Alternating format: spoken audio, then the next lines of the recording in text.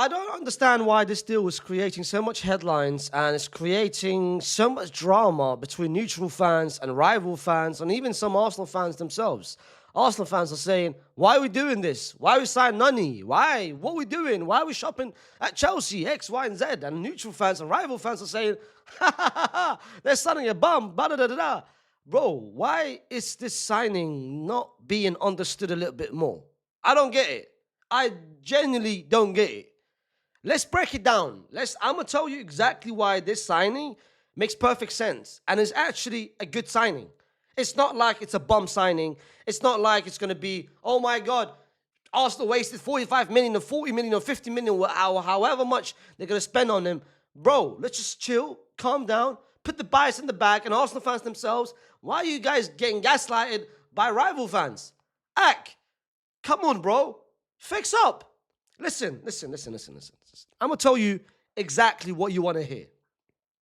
You guys are signing Noni for 40 million, 50 million to be a backup on the right-hand side. He is not going to come and start on the left-hand side. He is not going to be your only signing as a winger. You guys are going to be signing one more winger, most likely a left winger, most likely his name is Rodrigo. If Noni is only coming, if Noni is the only sign that you're making, and Rodrigo's not coming, then fair enough. You can come out and say, I'm not happy. I'm not happy with the standards. I'm not happy with Arteta. I'm not happy with anyone else. That's fine. No problem at all. But Noni is not coming to be your left winger. Noni is coming to be your backup. Most specifically to a Bukayo Saka. The same backup you guys have been crying about for so many years. The same backup neutral fans are asking, well, if Arteta wants to win the league, he needs to have a backup to Saka. He can't expect Saka to start 38 games in Premier League, how many games in the Champions League, every cup competition. You're getting now a backup. You're getting someone who's going to replace Bukayo Saka, who's going to start the off games there and there, who's going to come and replace him on the pitch for about 15, 20 minutes to go. This is what you're getting. Noni, his responsibility is only going to be that, and if Rodrigo's not playing, then he's going to replace Rodrigo. Or you know what? Let's swap both of them. Put Noni on the left, put Rodrigo on the right. If Bukayo Saka's not playing, you know what? Put Rodrigo as a false nine, this and that. He's going to be a rotational option for you guys. Why is it now a problem for teams to have what? Depth off the bench? Brother, in order for you to win the league, in order for you to win the Champions League, you need options off the bench. And trust me, I'm speaking first-hand experience. Look at what we did 16-17, where we won the league, we won the Champions League. We had the players like James Rodriguez coming off the bench, Kovacic coming off the bench, Alvaro Morata coming off the bench. Isco was playing on the main team and the second team. Gareth Bale was playing on the main team and second team. You know what? Forget Real Madrid. Let's make it a Premier League related. Brother, look at what City under Pep had. The players that they had coming off the bench. They had so many players coming. Julian Alvarez was a player that they brought off the bench for Haaland. And if Haaland didn't start, then Julian was going to come in and start. Look at Liverpool. Jota, he was coming off the bench. Rest in peace, of course. Darwin Núñez was coming off the bench. At 90 million, Gakpo was coming off the bench, starting this and that. You need players coming off the bench. That is, in order for you to win the league, that's what you need. Noni, it's not a bum. It's not like you're signing a trash player. It's not like you're signing someone, oh my God, we're shopping at Chelsea. I hear it. Wallah, I do hear it. On that department, I do hear it. Because Arsenal's track record by signing Chelsea players is not the best. The likes of Jorginho, to be fair, was okay. Willian, cheeks. David Luiz, cheeks. Peter Cech, to be fair, that was just more like that was cheeks as well, to be fair. Who else? Who else, fam? That's it. All Barcos went the other way around. That's it. I think that's it, you know.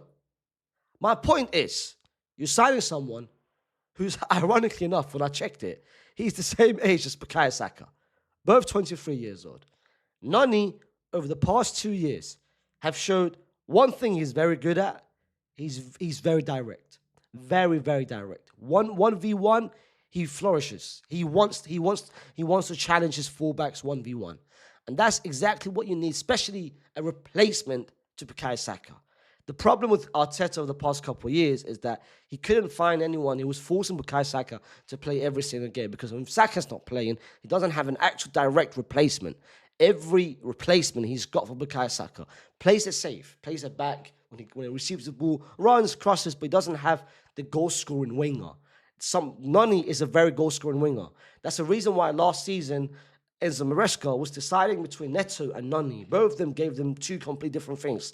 Noni's best strength is give me the ball. I want the ball in my feet. I want to challenge fullbacks 1v1. I don't want to run in behind. I want the ball in my feet.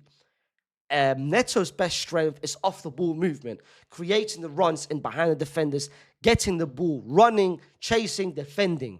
That is his best strength, and that's what Enzo Maresca is going to value. With Arsenal, you need players that can create the difference. Feet, bro. Bukayo Saka can do it. Now, if you have a left winger, Rodrigo, you're going to have it. So that's why you need different sort of wingers. Martinelli, let's be real, his best strength is off the ball. His best strength is not on the ball, fam. That little run and kick move, that's not going to work out every time. Trossard is the same thing. You need different sort of players. You need different sort of wingers. And with Noni, he's going to provide you the 1v1, the directness. And that's what you need. Again, I'm going to make it very, very clear. If Arsenal signing Noni to be the starting left winger, then I fully understand it. And I would agree with you guys that this is a bad move. Arsenal's going to spend 50 million on Noni to be a left winger when he's naturally a right winger, and that's it. But let's not think that. Arsenal will be signing a Rodrigo. I genuinely believe Rodrigo's leaving. I think Rodrigo's going to leave Real Madrid.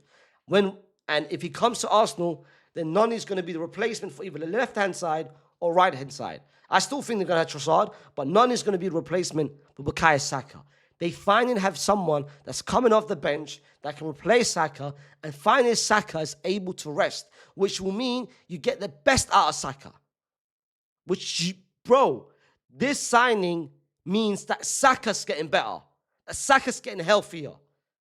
And that's exactly what you need. You saw what Theo Walcott said last time. Arsenal players are getting comfortable, too comfortable. The reason why they're getting too comfortable is that they know they don't have no direct competition for the places. And then you don't need that. City, look at City. Pep is spending money on squad depth. What, you think Cherki, Foden, Savio, Doku, Haaland, who else, fam? Reijenders, Rodri, Kovacic. You think all of them are playing? You think all of them are starting? No. You need squad options. You need squad depth. Depending on the matchup, I might start this guy. And that's what Arsenal need. The likes of Noni, the likes of Rodrigo. They've now signed, of course, Victor from Sporting. Eze, potentially. No, God. They need Zubimendi. They need so many options. And that's what you need in order for you to win the Premier League. Squad depth. Arsenal, for the past 4 years, they've never had squad depth. You laughed about them for squad depth. They never had options off the bench. But now they can finally say, all right, off the bench, I can bring a Havertz. I can bring a Noni. I can bring a Mikel Moreno. I can bring an Odegaard, Eze, if Eze signs. I can bring players off the bench, and that's what they need. So this, for squad depth signing, this is incredible. This is a good signing. You're bringing someone that can somewhat create a difference off the bench. But if this is your only signing as a left winger, then fairs. Then you can make your fun. Then Arsenal fans can have the right to be upset. But chill. This isn't going to be your only signing. I genuinely believe they're about to make 1, potentially 2, potentially 3. Like Arsenal's done well early on. The goalkeeper, they've managed to sort that out. Brother, they're signing Kepa, yes. Wow, my God, they're signing Kepa. They're signing someone who used to be, or still is, to be fair, the most expensive goalkeeper. Someone who had a very good campaign at Bournemouth last season. Very good campaign at Bournemouth last season. They're signing him to be a replacement to a Neto, who barely played last season. And you're only spending 5 million for that. You're signing the most expensive goalkeeper in the history of the game, still is, for 5 million. Someone who's not like had a bad season. He actually had a good season to Bournemouth at Bournemouth. Ortega, he's a backup. Kelleher was a backup. Now you actually have a great backup in Kepa, someone that can actually even start over Raya. You sign Nogard as a replacement for someone that just departed. You're signing potentially Mosquera to be a defensive options.